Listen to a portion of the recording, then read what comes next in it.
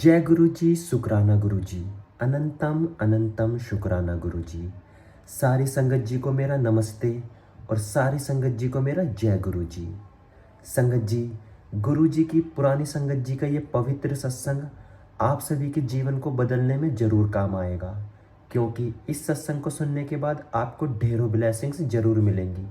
गुरु जी का आशीर्वाद सत्संग से ही सबसे ज़्यादा प्राप्त होता है, क्योंकि गुरु जी की महिमा सुनना और सुनाना दोनों से सारी संगत जी का कल्याण होता है। संगत जी, इस सत्संग को अंत तक जरूर सुने, क्योंकि क्या अब तक गुरु जी ने कोई अपना मैसेज इस सत्संग के जरिए आप तक पहुंचाया हो। और संगत जी, नीचे एक व्हाट्सएप नंबर दिया गया है, उस व्हाट्सएप नंबर पर अपने सत्संग को ऑडियो में रिकॉर्ड करके जरूर भेजें। आप सभी का सत्संग भी सभी संगत जी के साथ हम जरूर शेयर करेंगे। चलिए संगत जी, अब सत्संग को शुरू करते हैं। शुक्राना गुरु जय जी। गुरु जी, शुक्राना गुरु जी। ओम नमः शिवाय, शिव जी सदा सहाय। ओम नमः शिवाय, गुरु जी सदा सहाय। जय गुरु जी। प्यारी संगत जी, आज हम फारूक नगर के नरेश गुप्ता अंकल जी का सत्संग आपके साथ साझा कर रहे हैं। मैं फारूक नगर का रहने वाला हूँ, जो गुड़गांव से 22 किलोमीटर दूर है। साल 2004 में मुझे गुरुजी के दर्शन का अवसर प्राप्त हुआ, जब मेरा छोटा भाई दीपक गुप्ता, जो नोएडा का रहने वाला है, मुझे एम्पायर एस्टेट लेकर गया। गुरुजी के छोटे मंदिर जाना हमारा भगवान शिव से पहली बार मिलना था। गुरुजी के पहले दर्शन संतोषप्रद थे। मैं वास्तव में गुरुजी में भगवान शिव को देख पाया और गुरुजी के माथे पर मैंने शिवलिंग देखा। गुरुजी के चरण कमल स्पर्श करने से ही मेरे हाथों से दिव्य सुगंध आने लगी। यह इतना अद्भुत अनुभव था कि मैंने सार्वजनिक परिवहन लेकर नियमित रूप से सप्ताह में एक बार जाना आरंभ कर दिया। गुरुजी के दर्शन प्राप्त होने से पहले मैं मंदिरों के चक्कर लगाया करता था, पर मुझे शांति नहीं मिलती थी। गुरुजी की शरण में आने के बाद मैं सारे मंदिर भूल गया और बस गुरुजी भगवान शिव में लीन हो गया। जैसे एक भूखे व्यक्ति को खाना मिल जाए तो वह कैसे खुश हो जाता है, वैसे ही खुशी मुझे गुरुजी के दर्शन, लंगर और चाय प्रसाद से मिलती। फारूक नगर के निवासियों को गुरुजी के बारे में पता चला। एक और निवासी ने भी दर्शन के लिए जाना आरंभ किया। क्योंकि उसके पास स्कूटर था, मैं उसके साथ जाने लगा। जैसे जैसे समय बीतता गया, मेरे इलाके से संगत बढ़कर करीब 10 हो गई। जल्द ही हम टैक्सी भाड़े पर लेकर आराम से गुरुजी के यहाँ जाने लगे। गुरुजी ने संगत के सभी लोगों पर कृपा की और मेरे साथ तथा मेरे परिवार पर अपना प्रेम व आशीर्वाद बरसाया। साल 2005 में दिवाली के त्यौहार पर मेरी पत्नी किरण को डेंगू हो गया। चिकित्सकों ने सुबह 10 बजे इसका डायग्नोसिस किया और मैंने तुरंत अपने भाई दीपक को फ़ोन किया। वह उस समय बड़े मंदिर जा रहा था। उसने मुझे आश्वासन दिया कि हम गुरुजी की छत्र छाया में थे और कुछ गलत नहीं होगा। फिर वह गुड़गांव आया और हमें नोएडा के एक बड़े अस्पताल लेकर गया। यहाँ चिकित्सक ने हमें कहा कि किरण की आंखों में रक्त दिखाई दे रहा था और जल्द ही उसके कानों और नाक से रक्त बहना आरंभ हो जाएगा और इस रक्तस्राव को रोकना कठिन होगा। चिकित्सक ने हमें उसे एम्स ले जाकर दिखाने की सलाह दी। मेरी उम्मीद टूट गई और मैं रोते हुए ज़मीन पर बैठ गया। दीपक ने चिकित्सक को कहा कि उसे किरण को एडमिट करना होगा और हमारे गुरुजी उसका ख्याल रखेंगे। दीपक ने चिकित्सक से ये भी कहा कि वह इस बात का ध्यान रखे कि जो भी इलाज होना हो वह होता रहे। बहुत दबाव डालने पर अंत में किरण को वहाँ एडमिट किया गया और हमें उसके लिए रक्त और प्लेटलेट्स का प्रबंध करने के लिए कहा गया। गुरुजी की कृपा से तुरंत ही ये प्रबंध हो गए और किरण को आईसीयू में ले जाया गया। शाम को दीपक बड़े मंदिर गया और उसने गुरुजी से किरण के लिए प्रार्थना की। मैं और मेरा परिवार सारी रात आईसीयू के बाहर रहे। सुबह को जब चिकित्सक ने उसकी जांच की तो वह बोले कि किरण की किडनी और लिवर अब तक बहुत खराब हो गए थे, जिसके कारण उसका शरीर सूज गया था। गुरुजी में पूरा विश्वास रखते हुए हम उनसे प्रार्थना करते रहे। बुधवार का दिन था और मैंने गुरुजी के छोटे मंदिर जाने का निश्चय किया, इस आशा के साथ कि गुरुजी के दर्शन हो जाएं। परंतु वहां पहुंचकर मैंने देखा कि दरवाज़ा बंद था। मैं वहीं बाहर बैठ गया और गुरुजी से प्रार्थना करने लगा और साथ ही मैं रोए भी जा रहा था। एक सेवादार बाहर आए और उन्होंने मुझसे मेरी स्थिति के बारे में पूछा। जब मैंने गुरुजी के दर्शन करने के लिए कहा तो वह बोले कि गुरुजी केवल संगत वाले दिन ही मिलेंगे और उनके दर्शन के लिए मुझे बृहस्पतिवार से रविवार के बीच किसी दिन आना होगा। मैंने उनसे कहा कि मैं इस बात से अवगत था और मैंने उनसे वहाँ कुछ और देर बैठने के लिए निवेदन किया। वह मान गए और उन्होंने मुझे सुझाव दिया कि गुरुजी से कनेक्ट करने के लिए मुझे बड़े मंदिर जाना चाहिए था। गुरुजी बड़े मंदिर में हमेशा विद्यमान रहते हैं, उन सेवादार ने कहा। फिर वह अंदर चले गए और कुछ ही देर में दोबारा बाहर आए, मुझसे मेरा नाम और समस्या पूछने। फिर वह मेरे लिए चाय प्रसाद और लंगर लेकर आए और मुझे बोले कि चिंता करने की कोई आवश्यकता नहीं थी। वे बोले कि किरण बिल्कुल ठीक हो जाएगी। मैं जानता था कि ये शब्द गुरुजी से आ रहे थे और प्रसाद ग्रहण करके मुझ में नई ऊर्जा भर गई। जब मैं अस्पताल पहुंचा तो बहुत अच्छा अनुभव कर रहा था, परंतु चिकित्सक ने कोई उम्मीद नहीं दिखाई। उन्होंने परिस्थिति ऐसे समझाई, कोई चाहे 7वें माले से गिरे या 5वें माले से, मौत तो निश्चित थी। अगले दिन संगत का था और मैं गुरुजी के दर्शन के लिए मंदिर पहुंचा। अंत में जब मैं गुरुजी से आज्ञा लेने के लिए माथा टेकने गया तो मैं अंदर से रो रहा था और गुरुजी से बोला कि किरण को डेंगू हो गया था। गुरुजी के निकट एक महिला बैठी हुई थी और गुरुजी ने उनसे पूछा कि डेंगू कौन सी बीमारी होती है।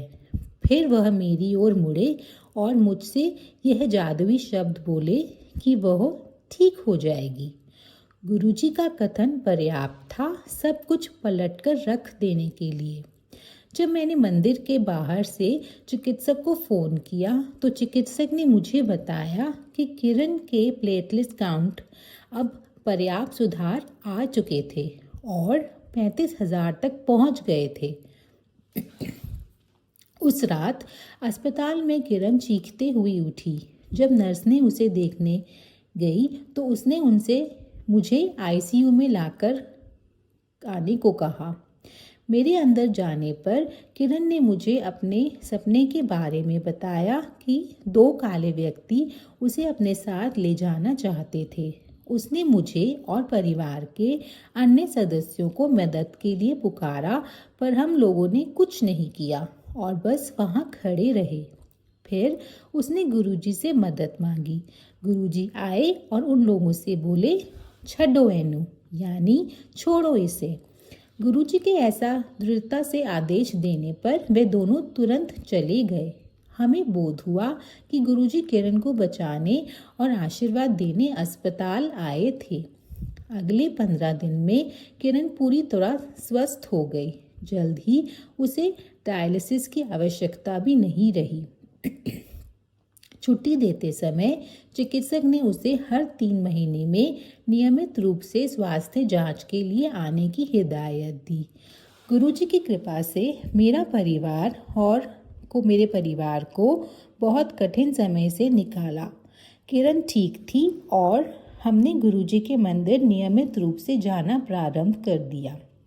ऐसे ही एक त्रैमासिक जांच के लिए जब किरण चिकित्सक के पास गई तो उसने कहा कि वह कमज़ोरी अनुभव कर रही थी। चिकित्सक ने उसे ब्लड शुगर की जांच कराने को कहा। जांच कराकर हमने घर जाने का फैसला किया और चिकित्सक से कहा कि जांच की रिपोर्ट बाद में मेरा भाई लेकर आ जाएगा। घर जाते समय हमने गुड़गांव में कुछ जलपान भी किया।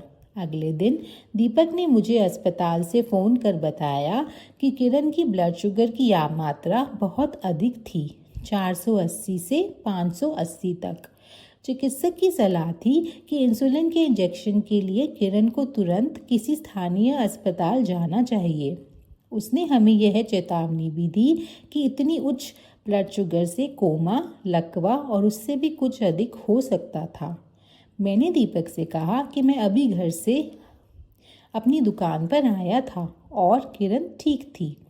जब मैं झटपट अपने घर पहुंचा तो देखा कि किरण बच्चों को खाना परोस रही थी। मैंने उससे पूछा कि क्या वो ठीक थी और उसने कहा कि वह बिल्कुल ठीक थी। जब मैंने यह दीपक को बताया तो उसने मेरी बात चिकित्सक से कराई। चिकित्सक ने कहा कि हमें जल्द से कोई स्थानीय अस्पताल जाना चाहिए क्योंकि नोएडा तक जाना किरण के लिए संकटपूर्ण हो सकता था और किरण की ब्लड शुगर जांच कराने को भी कहा। हमने जांच कराई तो पाया कि उसकी ब्लड शुगर बहुत अधिक थी। इस पर चिकित्सक ने कहा कि उसे तुरंत अस्पताल में एडमिट हो जाना चाहिए। पर उस शाम हमें गुरुजी के यहाँ जाना था। हम संगत में गए जहाँ हमने लंगर प्रसाद ग्रहण किया, जिसमें खीर और लड्डू भी थे। ब्लड शुगर के मरीज के लिए ये हानिकारक होते हैं, पर गुरुजी की शरण में तो ये आनंदमय प्रसाद है। संगत से हम दीपक के साथ सीधा नोएडा के एक अस्पताल गए। वहाँ हमें अगली सुबह आने के लिए कहा गया। अगली सुबह जब हम 8 बजे अस्पताल पहुँचे तो चिकित्सक किरण को इमरजेंसी में लेकर गई और उसकी ब्लड शुगर की जांच की जो अधिक निकली और उसे तुरंत इंसुलिन दी गई। करीब आधे घंटे में किरण को कमरे में लाया गया और हर आधे घंटे में उसे इंसुलिन दिया गया। उससे बार बार पूछा जा रहा था कि कहीं उसकी आंखों के आगे अंधेरा तो नहीं छा रहा। ऐसी कोई अनुभूति नहीं हो रही थी जो ठीक नहीं थी, पर उस पर गुरुजी की कृपा थी और उसे ठीक लग रहा था। इंसुलिन की इतनी भारी यात्रा के कारण जल्द ही उसकी ब्लड शुगर गिरकर 77 पर आ गई, जिस पर चिकित्सकों को चिंता में डाल दिया। कुछ समय के लिए किरण को ग्लूकोज चढ़ाया गया, जिससे फिर उसकी ब्लड शुगर बढ़ गई। ब्लड शुगर की इतनी उतार चढ़ाव के कारण हमें अस्पताल में 1 हफ्ता रुकना पड़ा। बृहस्पतिवार को हमने दबाव डाला कि किरण को छुट्टी दी जाए क्योंकि हम गुरुजी के दर्शन के लिए जाना चाहते थे। चिकित्सक इसके लिए मान गए, लेकिन उन्होंने किरण को नियंत्रित आहार लेने के लिए कड़े निर्देश दिए। इंसुलिन का नित्य कर्म दिया गया, जिसका कड़ाई से पालन करना था। क्योंकि हमें गुरुजी के दर्शन और प्रसाद प्राप्त हुए थे, हमने उनसे प्रार्थना की कि किरण की इंसुलिन की इंजेक्शन बंद हो जाए। गुरुजी की कृपा से करीब 1 महीने में किरण ने इंसुलिन लेना बंद कर दिया और उसका स्वास्थ्य ठीक हो गया। आज गुरुजी की कृपा से किरण एक स्वस्थ और खुशहाल जीवन व्यतीत कर रही है। वास्तव में जो भी संगत बड़े मंदिर जाती है और गुरुजी से जुड़ती है, वो उनका प्रसाद और आशीर्वाद प्राप्त करती है और गुरुजी की शरण में आ जाती है। गुरुजी मंदिर में हमेशा विद्यमान होते हैं। गुरुजी के आशीर्वाद के प्रसंग तो बहुत हैं और मैं उसका व्याख्यान करता ही जा सकता हूँ। जब गुरुजी मुझे दोबारा इसका अवसर देंगे, वास्तव में मैं गुरुजी के और भी सत्संगों का अनुकरण करूँगा। सत्संग बताने में अगर मुझसे कोई गलती हुई हो तो गुरुजी मुझे क्षमा करें। जय गुरुजी। यहीं पर नरेश गुप्ता अंकल जी का सत्संग पूर्ण होता है। जय गुरुजी। शुक्राना गुरुजी।